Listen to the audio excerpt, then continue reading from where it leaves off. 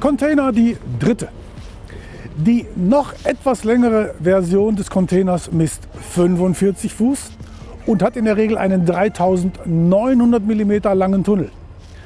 Nur einige wenige Exemplare des 45ers haben den kürzeren Tunnel des 40 Fuß Containers, somit 3150 mm. Und nun kommt das Containerchassis ins Spiel und wir möchten Ihnen gerne zeigen, wo welcher Container steht und wie er verriegelt wird.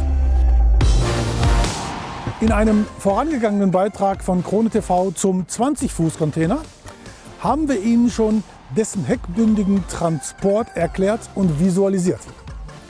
Der schwere 20er im Heck verursacht aber Probleme bei der Fahrbarkeit, weil nur sehr wenig Druck auf der Triebachse der Zugmaschine verbleibt. Die robuste Lösung dafür lautet KRONE eLTU6. Der eLTU6 erlaubt es, den schweren 20er im Hafen schon mittig aufzunehmen. Man fährt mit ausreichendem Druck auf der Triebachse zum Kunden und zur Entladung des Containers wird das Chassis vor Ort wieder zusammengeschoben.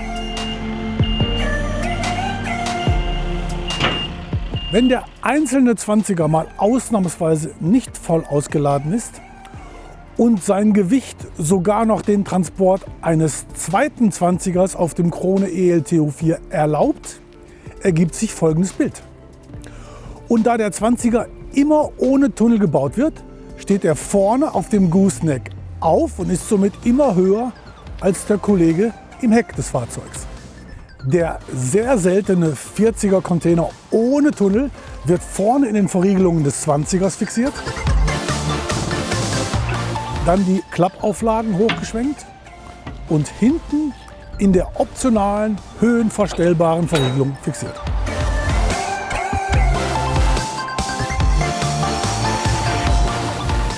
Für den vorschriftsmäßigen Transport eines 45 Fuß Containers mit langem Tunnel bedarf es neben dem Heckauschub zwingend einem Fahrzeug mit Frontauschub.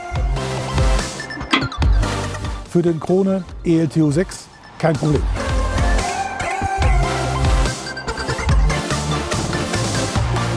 Verriegelt wird der 45er analog zum 40er von vorne. In der Regel sind die Ecken des 45 Fuß Containers zur besseren Einhaltung des vorderen Durchschwenkradius abgeschrägt. Für den seltenen Fall von rechtwinkligen Ecken beim 45er muss die Frontverriegelung weiter nach außen gezogen werden.